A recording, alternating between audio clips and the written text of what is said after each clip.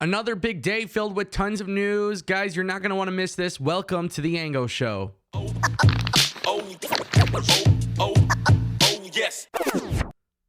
Welcome back to TAS. It's your boy Ango. Don't forget, we got a 100K subscriber special, so make sure you click subscribe for a chance to win. William Regal returned to WWE television last night on WWE NXT, and quite honestly, I was super excited to see him.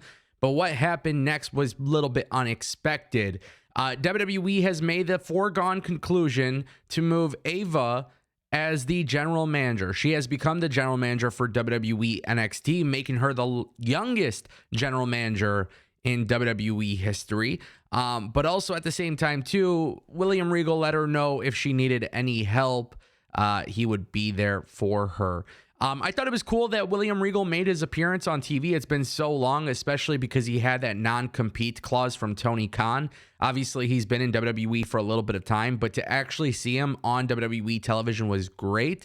And quite honestly, I was shocked to see that they didn't make him the GM, but I'm also kind of happy that they didn't make him the GM because I would rather have William Regal take over the general manager position of SmackDown for when Nick Aldis finally decides to become a wrestler in the WWE.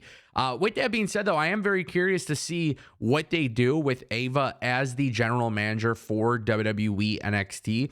Obviously, you know, look, they gave her a chance in ring, and I'm sure that they wanted it to work out. And it's not like she was absolutely terrible at wrestling. I don't think that's fair. Obviously, she's inexperienced. But when it comes to NXT, I think the great thing is, look, you can train in the Performance Center and you could try to get better. But even if you can't be a potential WWE superstar, it's not like there isn't anything for you. And I appreciate that with WWE that they found a different role for her because, yeah, she could have been a manager. She could have done other stuff. But the general manager thing is actually kind of cool just because we have GMs on Raw and SmackDown. And I'm curious if WWE ever has any interaction between Ava and Nick Aldis because Nick Aldis finds himself in a little bit of a war with the Bloodline. Nonetheless, this actually is kind of exciting to see what happens. I want to see what happens with William Regal as well. I want to turn our attention to John Cena. I know you're looking at this photo and you're probably thinking like, what the hell? What the hell? Right? NWO shirt. What's the reason for it? Guys, there's been a lot of stuff regarding John Cena when he plans to retire. He says he wants to retire at the O2 Arena in the UK. He obviously just did a great episode of Impulsive with Logan Paul. But in addition to that, Boozer Wrestling, who has broken tons of big stories, came out with something very interesting. There was a tweet that went at him that said, all the hints are pointed towards Cena doing an NWO turn. And Boozer Wrestling responds with the word close. Obviously, there's a lot of teases in regards to John Cena and what he could be doing. I would love to see Hollywood John Cena as a heel in the WWE to truly put over the baby face, right? Now, look, John Cena, he got squashed by Solo Sikoa. That didn't really do much for Solo Sikoa. John Cena also did this really remarkable thing where he took out one of the biggest pops ever, which was with LA Knight, right? And they got that big pop, and that was really cool. But I want to see John Cena turn heel against LA Knight. I want to see that feud because John Cena also lost to Austin Theory, and that didn't do much for Austin Theory either. LA Knight is somebody who is very, very buzzworthy. This guy is getting massive pops still. This guy is still getting over with the crowd.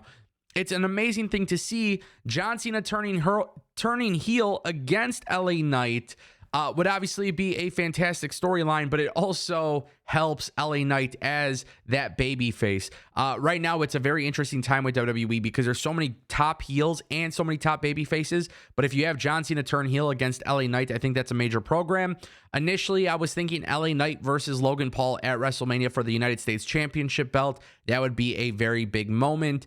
But I could see WWE getting to the point where John Cena turns heel and feuds with LA Knight. And honestly, that would be a remarkable storyline. I want to turn our attention to some major changes to WrestleMania 40 At least according to Justin Barrasso of Sports Illustrated, it appears that WWE has changed their plans for WrestleMania. In fact, he says that Gunther is expected to win the Royal Rumble and challenge Seth Rollins to main event night 1 of WrestleMania, and The Rock and Roman Reigns are expected to headline night 2 of WrestleMania with Cody Rhodes and CM Punk facing off. Now, this is a very interesting report because who the hell is going to leak this days before the Royal Rumble? And why would sources close to Triple H do this, right? That just doesn't make a lot of sense to me. But look, here's what I will say. Let's just say Justin Barrasso is correct. And there is a chance that he could be. But let's just say he's correct. If Justin Barrasso is correct and Cody Rhodes versus CM Punk happens at WrestleMania, it's a great feud and it's a great storyline, and I'm not going to be too upset with it. But I still 1000% believe WWE should have Cody Rhodes versus Roman Reigns at WrestleMania Night 2. And I feel like this plays a very interesting role. This report plays a very interesting role going into the Royal Rumble because I think it just makes it much more unpredictable. And trust me when I tell you guys this, I don't trust anything coming from WWE sources. I do not trust WWE sources at all. Regarding CM Punk, Mercedes Moné, regarding Cody Rhodes, Roman Reigns, The Rock, I don't trust any sources that are coming from WWE because Triple H probably is sitting in his office laughing, looking on Twitter, looking on the internet, and seeing everybody's reaction. At the end of the day, who knows what's going to actually happen here? But I think if you're Triple H and you're Nick Khan, I understand how big Roman Reigns versus The Rock is. Put that at WrestleMania 41. That doesn't need the belt on the line. Cody Rhodes versus Roman, that's what needs to happen. There's a lot of ways to book this. And look, Cody versus CM Punk, we saw what happened on Raw. It's a beautiful storyline. I would never be against this from happening. And I would never be against Gunther winning the World Heavyweight Championship at WrestleMania. I would never be against any of these scenarios. But I just think there's different ways of going about it. And look, we'll see how that all unfolds. But the Royal Rumble is coming this weekend, and I'm excited about it.